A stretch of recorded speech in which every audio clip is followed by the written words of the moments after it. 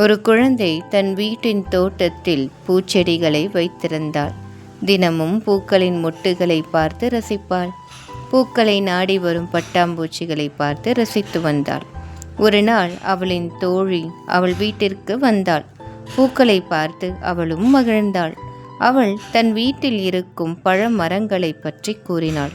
இவளுக்கும் அதை பார்க்க வேண்டும் என்று ஆசை வந்துவிட்டது.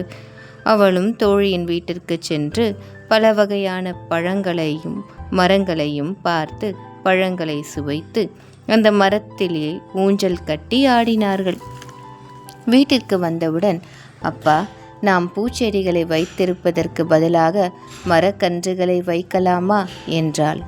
அவரும் தன் மகளுக்காக அனைத்து பூச்செடிகளையும் எடுத்துவிட்டு மரக்கன்றுகளை வைத்தார். தினமும் காலையில் எழுந்து, அப்பா, இந்த கொய்யா மரம் எப்பொழுதுப்பா காய்க்கும்? எப்பொழுதுப்பா நான் மரத்தில் ஊஞ்சல் கட்டி விளையாடுவது? எப்பொழுது இந்த மரமெல்லாம் பெரிதாகும் என்று கேட்பாள்.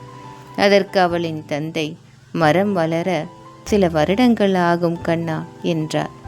பிறகு நீ ஆசைப்பட்ட பழத்தை சாப்பிடலாம் என்றார்.